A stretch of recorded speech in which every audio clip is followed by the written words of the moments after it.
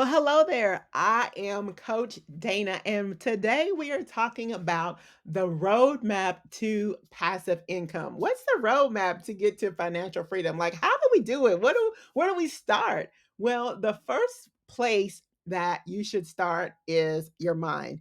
Your greatest asset is your mind. How you view investing in real estate, how you view this whole process, how you view your belief system really has a lot to do with your ability to invest in real estate. So, first off, a couple of things that you need to have in your mindset. Number one, real estate is about solving problems. If you don't like to solve problems, surround yourself with people who can help you solve those problems because it just is what it is. When I realized that investing in real estate was all about solving problems and I just needed to surround myself with the people who can help solve those problems, like a general contractor, then it makes investing in real estate something that everybody can do. So your mindset, and then having the mindset of how can I? Not I can't, but how can I? Being creative, figuring things out, like when it comes to deals and when it comes to getting the down payment to get started investing in real estate. Like there are so many pieces of this puzzle that we have to be creative and think of new ways. People who are in real estate love to talk about real estate. They love to talk about how creative they were in getting started with investing in real estate. So I too want you to be creative. So first of all, your mindset. You have to have that growth mindset that I've talked about of we can figure this out. We can make it work. Like no more I can't. Remove can't from your vocabulary. And then relationships, the strategic relationships that you should be building. Like start building those relationships now. And we'll go in a deeper dive a little bit more, but relationships with general contractors, relationships with investor friendly real estate agents, relationships with lenders, relationships with property management companies, relationships with security companies. Like there are so many relationships that you need to build, relationships with plumbers, relationships with engineers. I could go on and on. Electrical, I meant to say electricians instead of engineers. Although, if you wanted to change the layout, then get you a architect or an engineer to kind of figure that out. But you get the idea.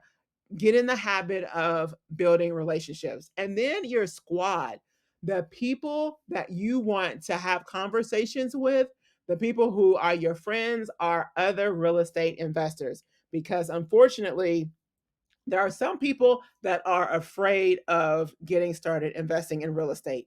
And if you have conversations with those people, they are going to impose their fears on to you. And we don't want that. Their fears look like, oh, investing in real estate is too risky. Their fears look like, well, when my uncle's cousin's brother, sister's nephew got started investing in real estate, he almost lost his shirt. Or, people lose thousands of dollars. I mean, it goes on and on and on. Do not talk to those people. Talk to the people who have real estate, and those are the people who you want to be in your squad and in your tribe as well. So, mindset, relationships, squad. Those are the initial things that you need to think about in order to for that blueprint to passive income, and then the process. So I personally like to get pre-approved in the beginning because I want to know exactly how much I have to work with. And I should have said pre-qualified. When you go to a lender, and you need to know what your lenders specialize in, because all lenders are not willing to give you the money to purchase the property and give you the money to renovate. So you definitely want to go to a lender that has products that will give you money to purchase the property and to renovate the property. So relationships with different lenders, get pre-qualified. And the reason why I said pre-qualified is because they do like a high level, we're willing to give you the money. And then once you find a property and they go further and they send it to their underwriters, then you'll finally get that final pre-approval. So initially we're getting pre-qualified so that we can have an idea of our purchase ability. So you go get pre-qualified. Let's say the lender says, okay, we'll lend you $150,000. however you want. Maybe you buy a property for 50,000 and they'll loan you 100,000 for the renovation for a total of 150. Maybe it's purchase price $75,000, renovation 75,000 for a total of 150. The reason why I want to know that up front is because I don't want to go look at realtor.com and not have an idea of how much I can afford. Then I'm all over the place and I bid on a property. Most of the time, agents are going to want some sort of pre-qualifications in order to take your offer and take the property off of the market. They don't want to take the property off of the market because they accepted your offer to come find out that you're not qualified for 150. So definitely get pre-qualified first so that you know how much buying power that you have. And then you're going to go search for property. You're going to go to realtor.com and find that property that needs some tender loving care, that needs renovation. And then you're going to calculate that. There's crunch your numbers. Don't forget to watch the video on how to crunch your numbers. And then that is going to tell you how much you can offer for the property. Once you find your property, work with a real estate, an investor friendly real estate agent. Let's say you get the accepted offer. Now it's time to start your renovation. So you're working with your general contractor to get the property renovated. Once it's renovated, then you decide you're going to flip the property. So at the very beginning, you want to know what your strategy is. Are you going to flip the property? Are you going to hold it as a short-term rental? Are you going to hold it as a mid-term rental? Are you going to hold it as a long-term rental? What is your strategy up front? Because that's going to impact your renovation cost as well. Like I said before, your renovation can look different for a flip versus if you're buying the property and holding it. So you definitely want to know your strategy up front so that you can estimate your renovation more correctly.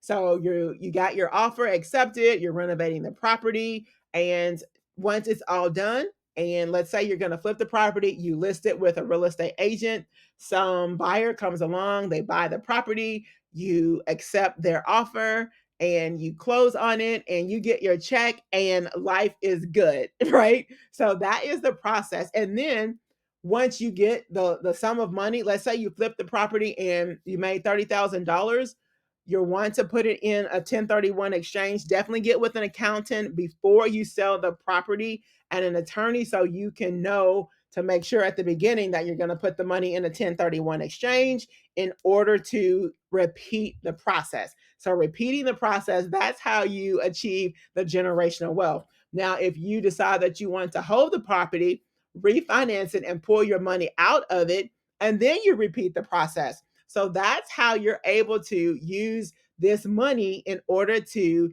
repeat and continue to refinance and pull your money out and just do it again, right? So buy, renovate the property, refinance it, pull your money out, and repeat the process. So you have to know which strategy is best for you, but understand when you sell the property, that's when you pay capital gains tax unless you put the property in the 1031. And definitely get with your accountant, get with an attorney so you know exactly what you're supposed to do to make sure that you minimize your taxes, that you minimize any mistakes. Definitely get with professionals. I'm all about getting with professionals to help you to get through the process and get you to the kids' ass. So mindset, relationships, your squad, get pre qualified so that you know exactly what your buying power is. Start looking for property. You want to be able to add value to a property so that you can sell it for more than what you paid for it. If you flip the property, you're going to put it on the market once it is renovated. You're going to work with an agent so that he or she can sell your property and get top dollar for it. And you're going to set up a 1031 exchange so that you can repeat the process but with repeating the process, you're minimizing your tax liability. If you're going to keep the property and refinance and pull the money out, then you're going to repeat the process as well. So definitely know what your strategy is. Definitely make sure you have multiple exit strategies. Watch the video on having multiple exit strategies And that is the process for you and the blueprint for you in order to obtain generational wealth, passive income, you name it, you want it, you got to get it. Let's go.